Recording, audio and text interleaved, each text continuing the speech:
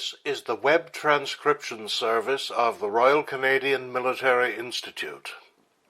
On May the 10th, RCMI member and British SAS veteran Alan Bell told the story of his participation in the raid on Pebble Island during the Falklands War of 1982.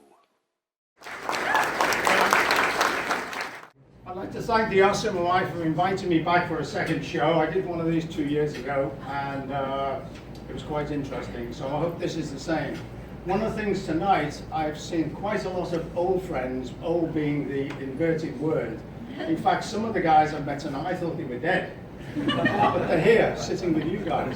So anyway, so it's nice to get the chance to talk to you. I will take questions at the end, unless you have something that's pressing, in which case I'll answer it there and there.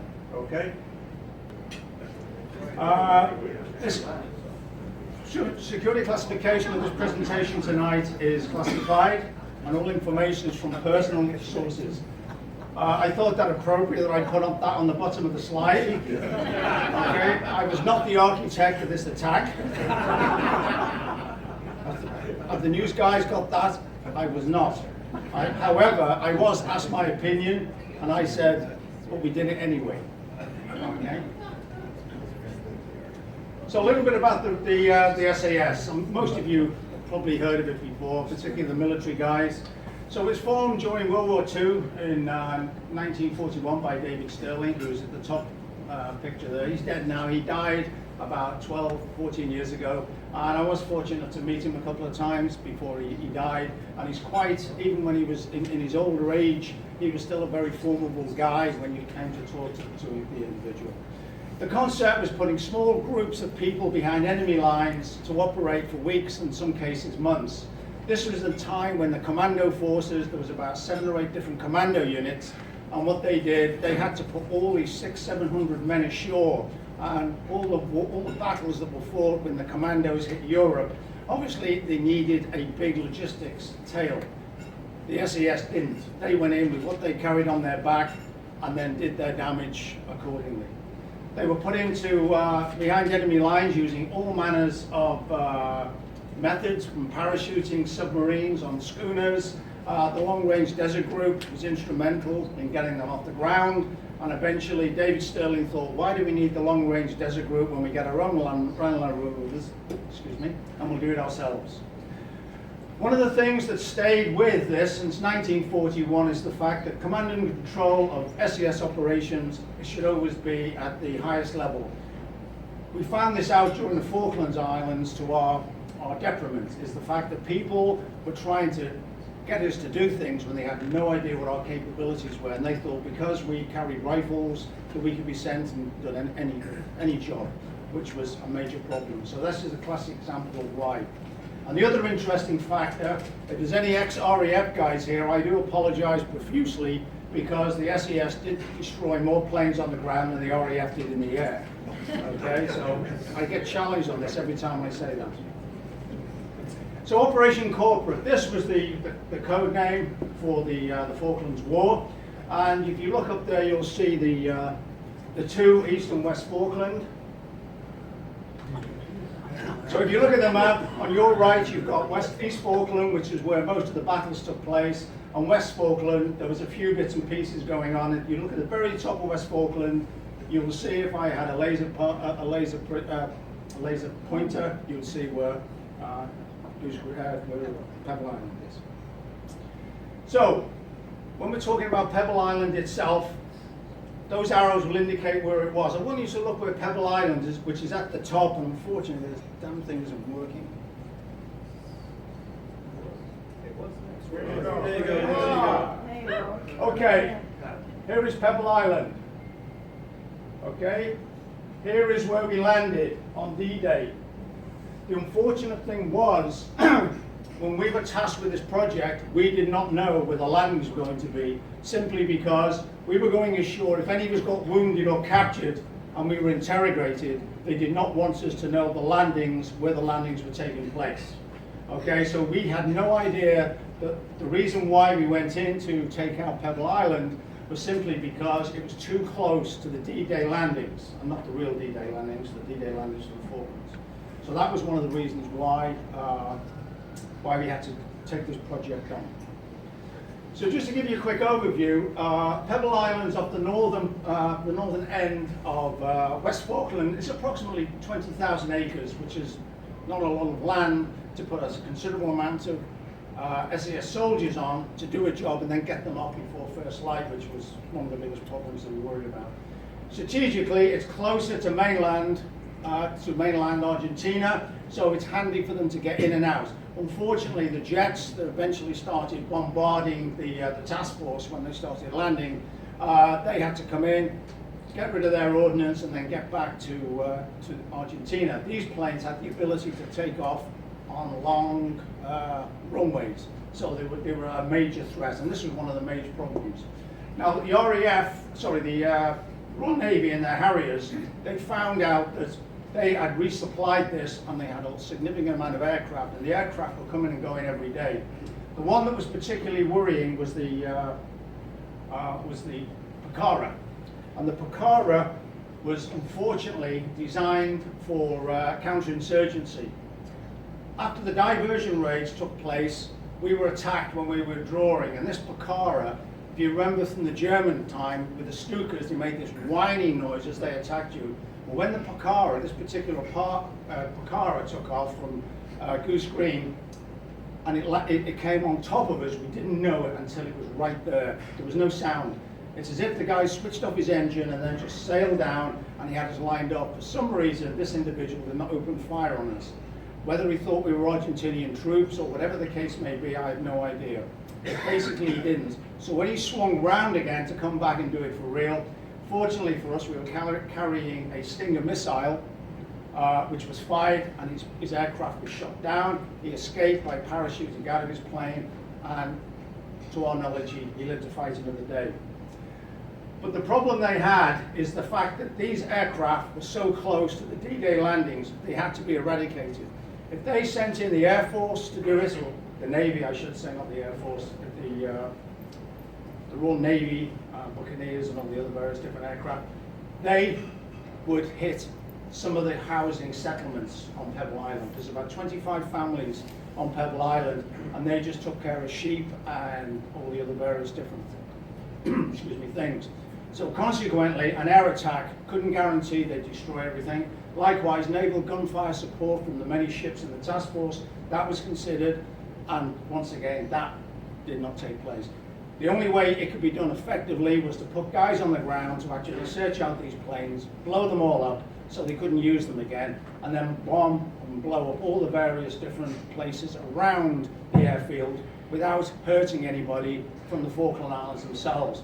Because this was a major concern. Even back in the 80s, we were really concerned about injuries to non-combatants.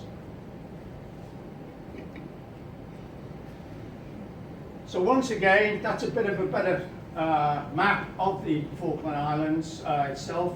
And you see, once again, you've got Pebble Island. It is 27 nautical miles from this airfield to where the troops were going to land. But as I said, we did not know they were going to be landing there because the SBS had been ashore for about 3 weeks, and they looked at all sorts of coves and everywhere else. They decided on San Carlos, and then very few people knew about it, including us. We had no idea at the time. So as I said, it was 27 nautical miles away, so it was very close to both these, the Meteor and the Pucara. Our mission.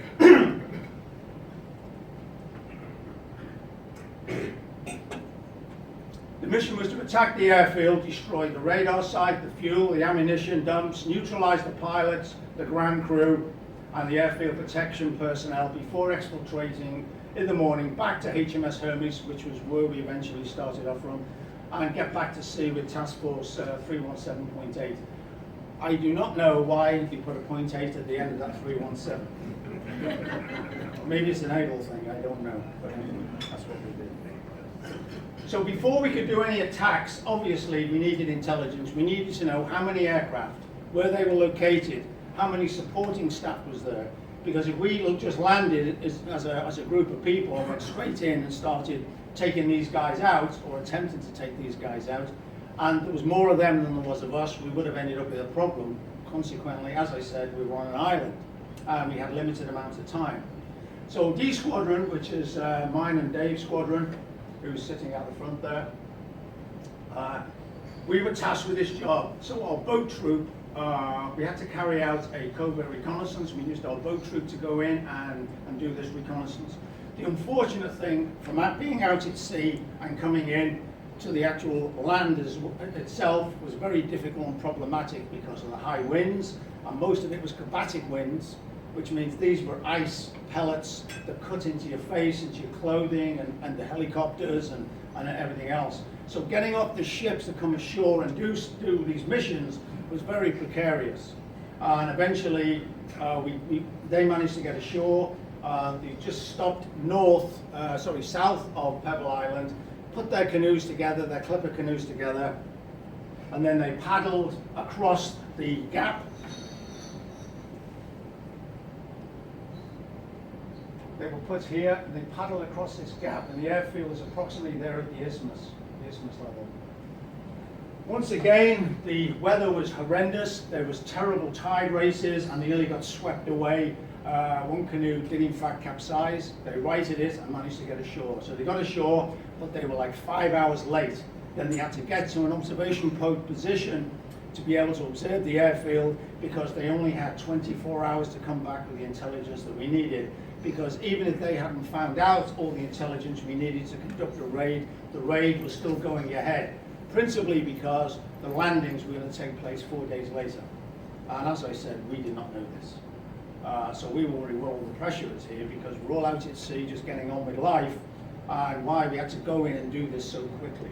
Another one of the problems we had when we were trying to do this is the admiral in charge of the task force, Sandy Woodward, who died in 2003, he was reluctant to give us permission to use his helicopters. We didn't need permission to go and do what we were supposed to do. We were tasked through a different chain of command. However, we did not own helicopters. So consequently, he had to sign off on getting us ashore. Well, Sandy wanted to give peace a chance. And he had General Westmoreland running around the world trying to keep things together and try to get a peaceful settlement. And he knew very well that if we went ashore and blew this airfield up and did what we did, that there'd be no chance of a peaceful settlement. That's why he tried to delay it. Eventually, the boss had to play his joker, and there's only one person in England that could give him that permission. Who do you reckon that was? Margaret Thatcher. Okay, he had her on speed dial.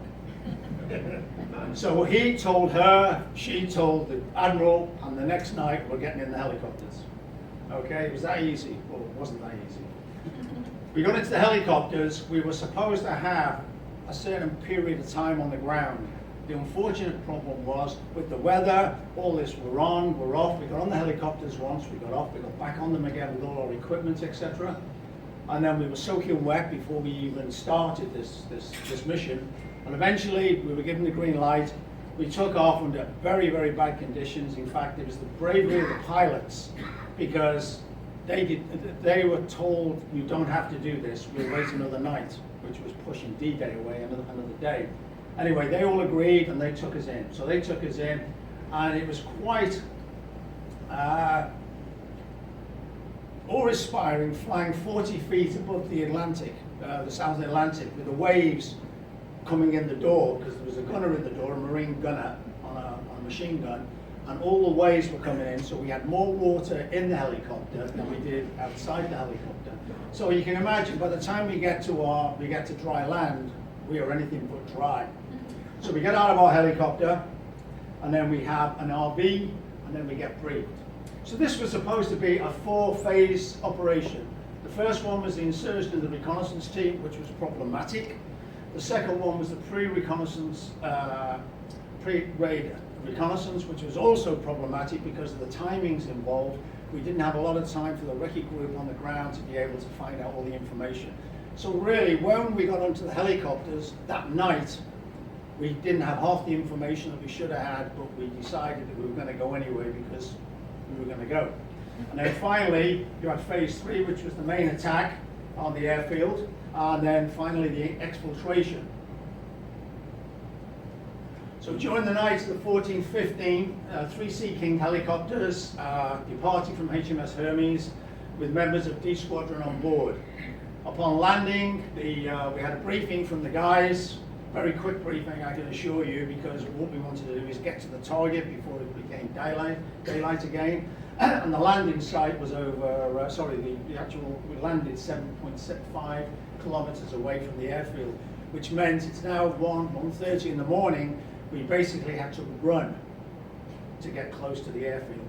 We didn't have time, and of course that caused quite a lot of problems because people kept falling over, falling into streams and everything else. And one of the biggest issues we had was the fact the weight of the equipment we were carrying.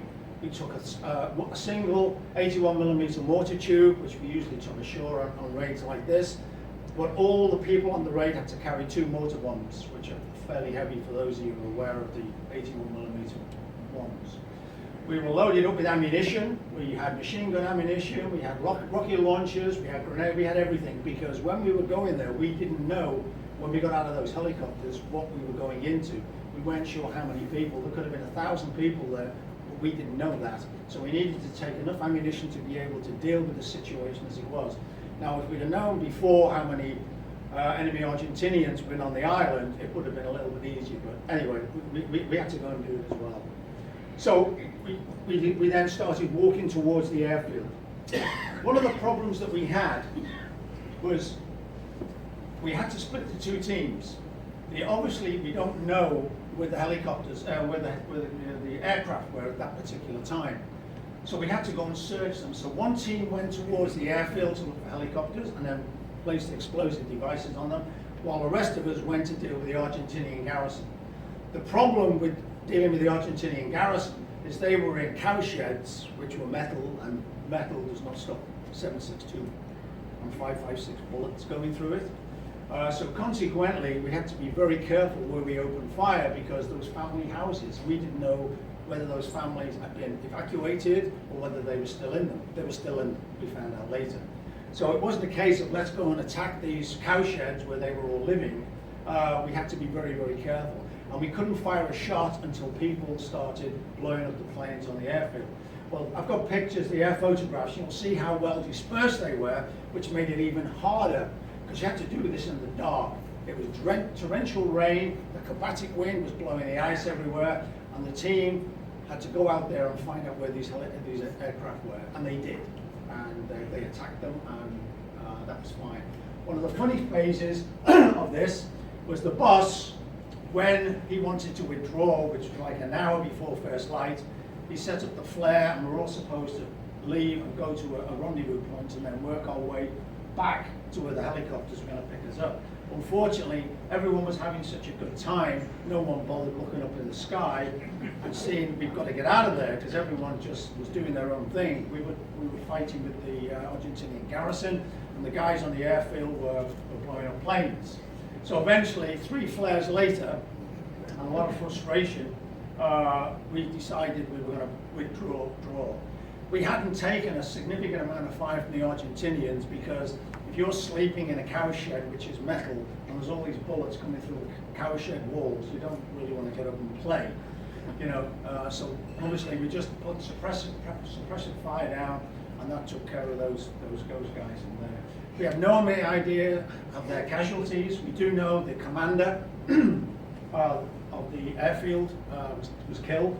They brought in helicopters the day after the raid, and they took our body bags, and they kept all the Falkland Islands in their houses with the drapes down, so we couldn't see what was happening. So we have no idea to this day. When the Argentinians were asked later, they said there was no casualties. So we never really know, what really happened. We had one guy, the Argentinian set up an IED, an improvised explosive device, and it injured one of the guys, not seriously, but he couldn't walk, so we had to carry him back, and then we withdrew. And it was another 7 miles back to where we were supposed to withdraw. We were a little bit lighter because we'd already expended a significant amount of our ammunition. One of the interesting things with our speed and haste to get to our position, when the mortar was set up, we weren't exactly accurate, and those mortarmen or artillerymen amongst you know how it's important. You know where you are before you start lobbing bombs where you've got friendly troops. We were on this sort of curved bit of a hillock, firing down on the Argentinians, and we decided to move because we couldn't really get the angle right of putting suppressive fire down. So we got up and we moved, and then we moved to this position. Just as we got to the second position, 2 white phosphorus 81mm rounds landed where we were, and it would have killed about 10 of us if we'd still remained there. So the fact we moved saved our lives. And when we got back, I should say, we were given the mortar guy, who's excellent, because we saved our lives a lot of times later on in the campaign. But he said, "I'm sorry, I thought I was here when really I'm here." So, you know, putting the flares up in the sky so the airfield was lit up so we could see where the planes were, that was good. But when you start putting high explosive and white phosphorus on the ground where you've got troops working in close proximity, that can become very dangerous. Anyway, we made our way back to wait for the helicopter, and dawn came up, and no helicopters. So unfortunately, Uber wasn't around in those days, so we couldn't get a couple of Ubers there to take us back out to the task force. So we had a plan B, and the plan B was we turn around, we run back 7 kilometers, and we carry on what we started. Okay, only this time we didn't have a lot of ammunition left, obviously. So we're hoping, no, we weren't hoping, we were praying that those helicopters would please come in, and they did, as they never let us down. They may be early, they may be late, but they never let us down. So these helicopters came in, threw us in the back, and we got out of there. We left the 2 canoes camouflaged out, and we went back and picked those canoes up when the Argentinians surrendered a couple of months later. So we got back on board the ship, and everything was fine. Now just talk about some of the infiltration things. I've already talked about the problematic issues of not withdrawing when we're supposed to withdraw. The distance, you know, we were on the island at daylight, and we did not want to be on the island at daylight. I mean, you've got 20,000 acres, and you've got, say, 25 of us, and we don't know how many Argentinians. As soon as it gets daylight, obviously the aircraft can come in from Argentina. So we did not want to be caught on it's like a golf course. That's why there's an airfield there. Okay, so consequently, we did not want to be there because we had nowhere to run. We had no means of getting off that island if the Royal Navy let us down. So, I said on the slide, I put the taxis running late. They were running late because of the weather. They were coming into severe, and we knew that was the problem because we were getting soaked with the rain. The rain just came in horizontally. 2 things I'll always remember about the Falklands is the rain was always that way, and it was howling, and that's all you hear. That's all you hear, night and day. It never stops at all. It just keeps on going. As I said, the decision when the choppers came in, we then jumped in the helicopters. And the boss turned around and jokingly said, "Well, should we fly the helicopters back to the airfield and make sure we got everything?" So we went back to the ship. So, was it successful? Well, these are some of these photographs. Needless to say, we didn't take these photographs. Okay, we didn't have time to take photographs. We didn't do selfies and that sort of thing. But I believe now war has changed dramatically where they do take selfies. Okay, so you know we moved on a little bit. This was in the old dark ages. Okay, and I was only 15 when I was there, by the way. So this was the state of the aircraft the day after. So the end results, we destroyed 6 Picaras, 4 turbo Meteors, 1 Skyvan. We blew up the ammunition dump and fuel dump. We suppressed the garrison as we were supposed to. The radar station was destroyed by naval gunfire support. We had an artillery forward observation officer with us who brought down the guns from HMS Glamorgan, which was sailing just off the coast, and that was destroyed there. And these guys got us out of a lot of trouble over the remainder of the conflict. The unfortunate thing was it was supposed to be considered a total success, and I think we lived on that euphoria for about 24 hours, And then we're told that we're now getting ready to go ashore again to do the diversion raids, approximately 2 days after we left. And that's when we found out that they'd already decided they were going to go in and land, but they didn't tell us because in case we got captured. So that was an interesting note. That was an air photograph taken by a Royal Navy Harrier. It's not very good. That's the only one I got. But as you can see, how all these aircraft were really dispersed.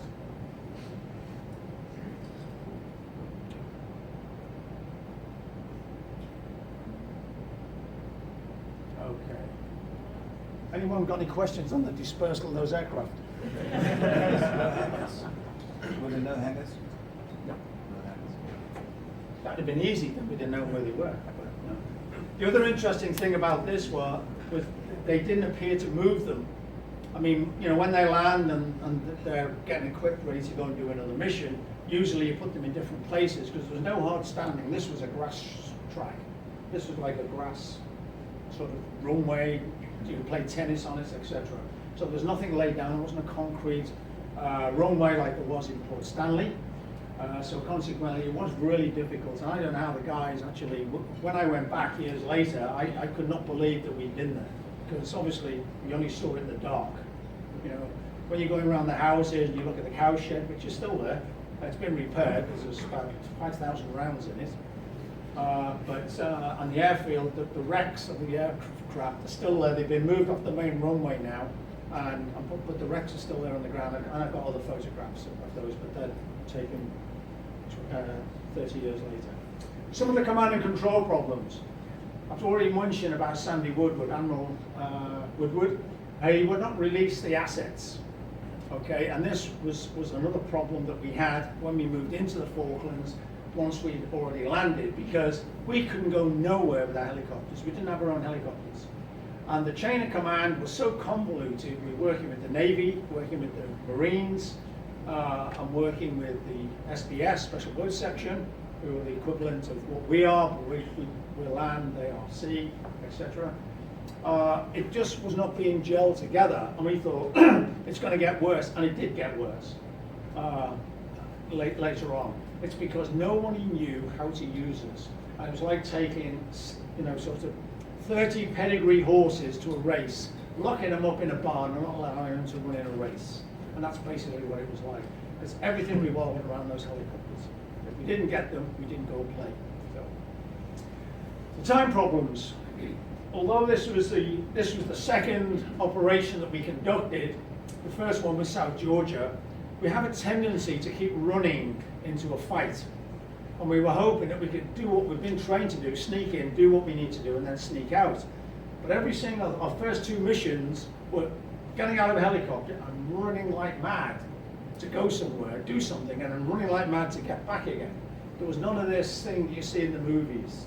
Okay, that just didn't happen. And most of the jobs that we did as the war progressed were pretty much the same. Once we got in, we did the job, then we had to play the game called Find the Helicopter. Okay, we've got all this technology these days, but in those days, we had a right angle torch flashlight, okay, that you press on and off, and consequently, the pilot, the wind, the weather was horrific, and they're trying to find you in the middle of a featureless environment. It's like being in Scotland. In fact, it's worse than being in Scotland. Well, there's no Scotsman in the Falkland Islands. I talked about the not plotting the motor tubes, so consequently they fired on ourselves. HMS Glamorgan, as I said, dealt with the radar station because we didn't have time to run up the hill and come back down again. I'm not talking big hills, I'm talking small hills. So, before I end up, I want to talk about some unsung heroes. Every mission we went on, it was always the SF operators that got the kudos for the success. And those individuals who supported all our operations often put themselves in harm's way, did not get any recognition whatsoever. Some of them did, but most of them didn't. These unsung heroes are obviously the Royal Navy helicopter air crew, and who endeavoured all the time to get us as close to our targets as we could. because we were carrying big packs with lots of explosives and lots of ammunition, etc., etc. What they didn't realize is they weren't doing us any favors, because if you're coming in to attack somebody in the dark, you don't really want them here in the helicopter. You're getting out of them. So we used to always want to be at least about 4 or 5 Ks away before we actually started walking. But they wanted to get as close as they could, so we wouldn't have to walk all that distance.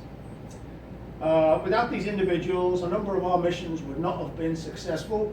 The Naval Gunfire Support Teams, which were all, this table over here in the corner, they were the artillery guys from 2-9 Commando, and they were always there. All they needed to do is switch their radio on, and we didn't have any comms problems, because every time we needed naval gunfire support during the Falklands War, they brought it in, and it was so quick. It's a lot faster than our mortar. That was the reason why we carried on mortar, because we didn't know we could rely on these guys. And I want to mention Flight Lieutenant Garth Hawkins. Garth Hawkins was a 48-year-old man at the Falklands. This guy was an old warrant officer, and he was a forward air controller. Now, most of us were forward air controllers anyway, and he insisted on going down there, and he wanted to go out with us on all our jobs, and unfortunately had a young signaller. And every time we went out on a job, Garth was there with his signaller with his big pack on, and he was an old guy, even though he was only in his late 40s, he was an old guy. So consequently, he came on a lot of our jobs with us, and he saved us a few times with bringing in close air support. The unfortunate thing with Garth, he got killed in a helicopter crash, which I'll just go on to in a second. Okay, John Hamilton. John Hamilton was one of our troop commanders, and he was the one that led the attack on the airfield in terms of the aircraft, blowing them all up, etc., etc. He led the destruction of that, and unfortunately got killed in another SAS action near Port Howard, and he was buried in a local cemetery where his body remains today. Whenever we go back to the Falklands, someone always takes, excuse me, a wreath, a regimental wreath, and we put it on his grave. The interesting thing about when we went there, it was a beautiful summer's day, it was March, it was very cold, but it was a bright sunny day, and while we were standing around his grave, just talking, and I'm not sure of my dolphins and porpoises, okay, but 3 dolphins or 3 porpoises jumped out of the water about 100 feet away from the graveyard. And it was so poetic. I mean, you know, we were not known to be soft in how we think, but it was so strange that these dolphins jumped and kept jumping while we were at the gravesite. As soon as we left the gravesite, they disappeared. So 4 days after this successful raid, a Sea King helicopter, when he was cross-decking D Squadron in preparation for the diversion raids, hit an albatross. And it was about, I reckon the wingspan was about 6-7 feet. And the helicopter carrying our guys crashed into the water and killed 20 of them. Okay, so we lost 20 guys in one helicopter crash. Okay, a couple of guys got out, but we lost 20 guys. The decision was made, because it was the night of D-Day, to sink the helicopter. The Navy divers went in and cut holes in the side, and it sunk, and it was designated as a war grave. And in fact, when the families go out there from the guys who were on the helicopter, they go out to a transfixed place off the Falklands to drop their wreaths, and they hover over the position where the helicopter crashed. Unfortunately, it's about 4,000 feet deep there. So there was no chance of ever exhuming any of those individuals. So as I said, that short war, as we called it, because it was from sort of April till June, which was nothing when you think back to World War II and Korea and all the other various different conflicts that took place. We lost 21 guys, and that's the greatest loss of life in any of our operations since World War II. And it took us a long time to recoup from that, because you just can't run a couple of selection and train guys and replace those 21 individuals. One of the other problems about that was the fact that they were experienced. There was a couple of sergeant majors, there was a couple of staff sergeants, some sergeants and corporals. So it's not as if they were They got all those years of experience in the SAS, and now they're gone in a heartbeat. So this is our cemetery. It's St Martin's Cemetery in Hereford, and the plaques along the wall on the left-hand side. Obviously, we do not have graves for these individuals, so we put the names, the units, and everything else on there, and underneath the families put their flowers, etc., etc. And that's, as I said, it's still there today. So, has anyone got any questions? Yes. I was present a few years ago when you made one of these, and one of the ones I was interested in was the Picara, which was patrolling the beach when you were trying to exit with somebody, I think from New Zealand, was it at the time? Yeah. If you could repeat that, I think that was memorable for me. As I said, the Argentinians, they had a lot of domestic terrorism issues. So they developed an aircraft themselves. This was an Argentinian-built aircraft. It was called a Picara. And there was various different versions of it, but what made it dangerous is they had such a large amount of armaments. They had 4 or 5 cannons, they had rocket launchers, they could drop bombs on you. They could put everything underneath this aircraft. And as I said, they would fly way up high and you couldn't see them and you definitely couldn't hear them because they did something to their engine to keep the sound away. And then what they would do is, like the Stukas, they sort of turn over and they just dive. And you didn't even hear them diving through the air.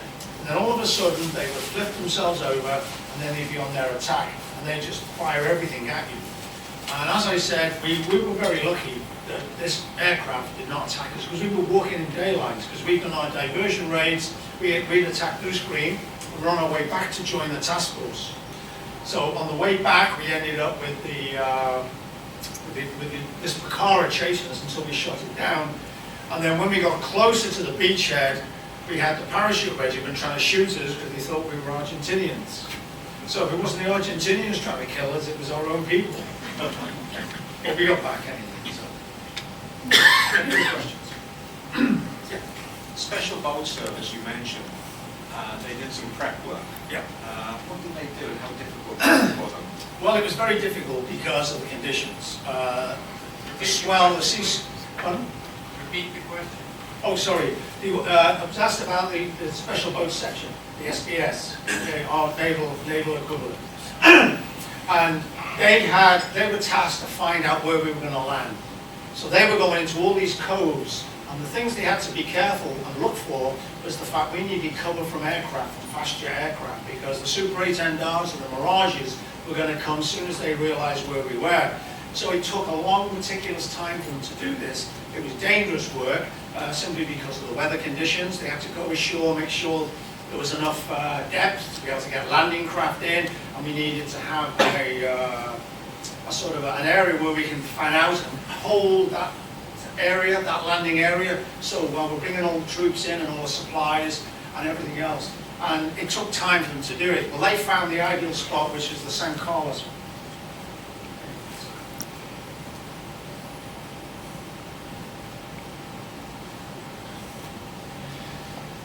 They found San Carlos, Port San Carlos. You had San Carlos and you had Port San Carlos, either side. So you see the way it comes into the East Falkland? That was great for stopping the Argentinian aircraft from actually coming down and bombing us. They were very successful. We sank about 4 ships in there. And that was the reason why they did it. You imagine what would have happened if Pebble Island had been allowed to attack us. Simply because, it was that 20 nautical miles. What's that? 15-minute flight, 10-minute flight? So that's why that had to go. But the landing was very successful. The daily, it's quite funny because, once again, the boss pulled his Joker card again, and every morning he got us taken off the ship, and we went to one of the small islands and sat there in our sleeping bags, watching all these aircraft coming in and bombing the fleet. But we were ashore, drinking our tea and everything else. But it was better than being on board those ships. Another anecdotal story, we were sitting in a dining room eating our meals in the morning. We stayed on Zulu time. So we're eating our breakfast, and all of a sudden the air raid warning would go off, and everyone would dive underneath the table, and we kept on eating. And all these people were looking at us under the table, and they were sort of saying, wow, these guys, they're not frightened of anything. Well, it had nothing to do with fear. If you're under the table or you're eating a warm breakfast and a bomb or a rocket comes through the side, you're all dead anyway. So you might as well be dead having had a full breakfast. And then eventually, 2s and 3s of these guys were mainly sailors, Royal Navy sailors, and they came back and they kept the early warnings going off, and they went, yeah, carrying on talking as if it means nothing. Because we educated them that you're dead if you're sitting at the table, and you're dead if you're under the table. But we never had. Yes. How many troops were involved in the actual raid? That is confidential, and if I tell you, I will have to kill you. Don't tell me.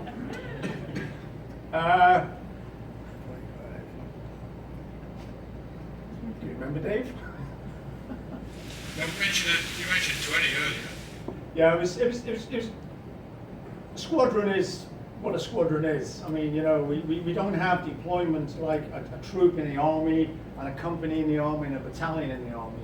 It was how many guys you could get back from wherever they're at. We had guys flying, hitching a ride on an RAF plane and jumping into the South Atlantic so they didn't miss the war. That's how dedicated they were. Yeah. Did you encounter any civilians? Yes.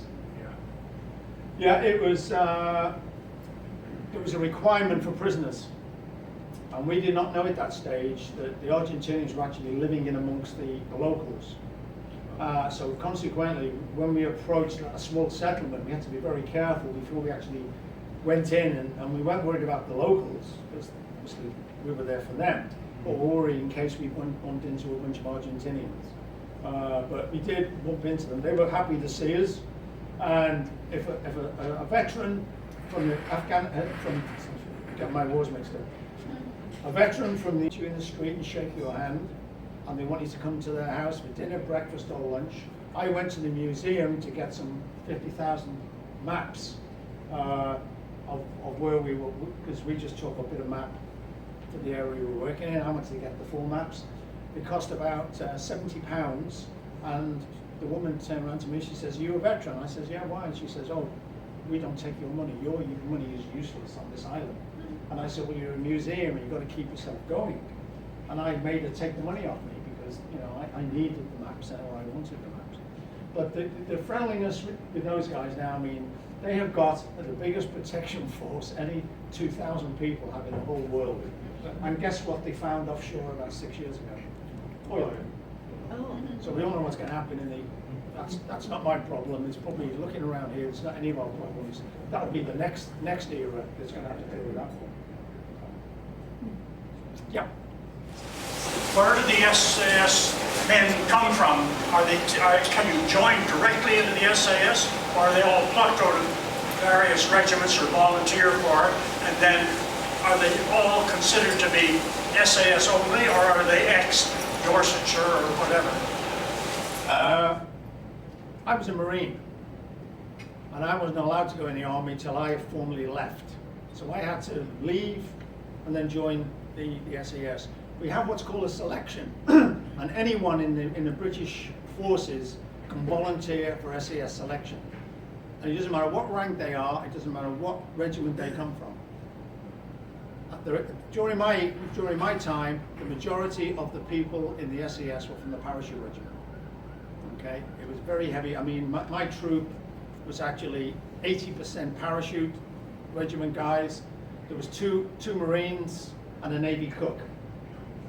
Okay, so while we're with the SAS, once we pass selection and we get what's called badged, and we're now in a squadron, we stay with that squadron until we finish our time. And then they changed it about 3 years before I left, and then you started interspersing some of the troop sergeants to different squadrons and different troops, etc., just to get a bit of a flavor and work. But you know, once you're in the SAS, trust me, you don't want to leave. You don't want to leave. Unfortunately, you know, Father Time catches up with you, and you reach 40, and you're surplus to requirement. So.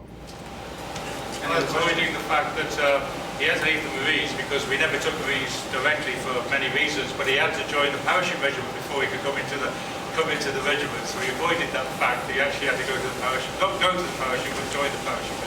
Thank you, David. Yes, you're welcome.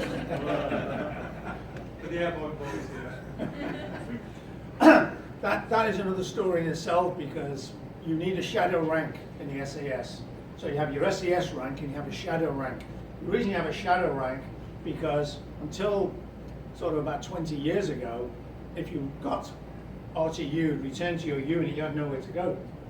So you had to keep a shadow rank going until we had ended up having a permanent cadre of SAS guys, and then they had nowhere to send you after that. But that was the reason why. And most guys went to the parachute regiment if they didn't come from another sort of decent regiment. And then what happened then was most of them stayed till they left. But from my perspective, I was very lucky, because I went in, excuse me, I went in as a colour sergeant in the Marines, and I was promoted to WO2 warrant officer, and then I went to the Army and ended up as a private. And I didn't get back to WO2 when I finished. But because I was in the parachute regiment as my shadow rank, they promoted me every couple of years. So when I left, I ended up with a warrant officer's pension, even though I never got past staff sergeant in the SAS. So it's very convoluted. I don't understand it now. When I'm trying to write that down, it confuses me. Anyone else got any questions? Yes? Are you able to tell us, pardon me, my voice is bad tonight, when the British intelligence was first aware of the preparation to invade what they called the Maldives and we called the Falklands? And when was this information first brought to the military authorities? It was passed a long time before we were initiated. That's because nobody ever believed it was going to happen, and that was one individual's surmising that there was going to be an invasion. Okay, there was nothing proved. I mean, all the wires and all the intelligence work that came out of the Falklands in those early days, when it was being moosed over by politicians, they didn't really see a threat, and it took the actual attack and the landing for them to wake up and smell the coffee. And this was the whole issue, because Argentina banked on the fact that we were not going to do it. Maggie Thatcher was not going to do anything, and they got shocked, and then it was too late, because he only landed. Galtieri only sent his military out to do that because he was taking the pressure off him politically in Argentina. And it's easy to see how politicians can get you into a war footing, you know, overnight. And that's it. But there was no intent, as far as I know from my own history of it, reading my history, to reinforce the platoon, I think it was, of Marines that were on the island, from Garcia Diego to Diego Garcia, I believe it was called the air base, where we lift them in. Why was there no attempt to do this? Why were we brought to the embarrassing point of watching almost an Argentinian victory before we mobilized and got to work? It was like World War II and World War I all over again. I know. Well, Naval Party 8901, they were the guys on the Falklands. So on HMS Endurance was another Marine detachment, and the aim was you'd have 40, 50 Marines to be able to deal with any issues that came up. What they didn't realize, there was going to be mass landing of an army on there, and nothing could stop them, even if we'd have had the right aircraft that we've got there now, and even if we had enough battalions to deal with it, we couldn't have stopped them from landing. And as you said, it was really bad, because the Brits looked as if they'd really taken one in the neck for what had happened, and consequently that's the rest is history. And that's why Margaret Thatcher, if Margaret Thatcher had been in a second term instead of a third term, I have no doubt that we wouldn't have gone down there. Because we lost all those guys, both sides, for what? Because now it's cost them billions of pounds to sustain. When I went back there, probably 25, 30 years after, I could not believe how they've been reinforced with aircraft and everything else. Because it's not going to happen again, because they committed and all those guys died. I'm Pat's getting up now to tell you to keep quiet, because she was... A couple more questions. Any more questions? At the back. I was going to say, what was it like the first time you went back? To the Falklands. Yes. It was very cathartic, especially when, you're going to remember, we went in and did our stuff in the dark. And usually we went there at daylight. So consequently, I was fortunate. I knew a Marine ex-Marine who was now a pilot down in the Falklands, and they used a helicopter as their taxis. And what happened was, he was the commander of this fleet of taxis, although he was an ex-Marine. And we met, we talked, we had a beer, and I told him why we were there. That guy gave us our own helicopter for a week. And we went to all the sites where we fought our actions. We went to Mount Kent, and we went to Goose Green, and we went to all the other places. And he did this for nothing. And I carried a 400-pound bottle of SAS Scotch with the engraved wing dagger on it, and we were going to auction it off and then give them the booze and give them the money. So what we did, we auctioned it off, and I think I made about £3,000 at the auction. And then we gave that money to the fund in the Falkland Islands, and we gave the pilot, the chief pilot, the bottle of scotch. And that was how we did it. But without him, we couldn't have done it, because you can't drive to these places. We were operating. He landed us right on top of everything, and then picked us up after we'd had a walk around and told each other war stories. Want to take one more question, or is that? One more? One more. I believe the prelude to the invasion of the Falklands invasion, I believe, if memory serves me correct, that the British government were reducing their budgets. And I think there was that's why Margaret Thatcher was criticized after the invasion. Anyway, that's what I believe it was.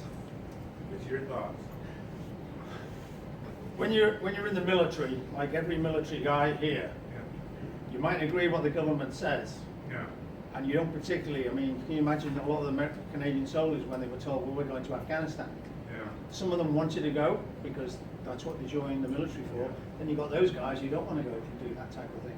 But at the end of the day, you're a pawn of your military. Sorry, you're a pawn of your government. And your government tells you where you will go and what you will do and how you will fight, etc., etc. Right. And that's the same whole world over, you know. And that's one of the problems we've got now in Canada. We don't really know what to do with our military, and we don't really respect it. And consequently, God knows what's going to come down the pipe in the next 6 months.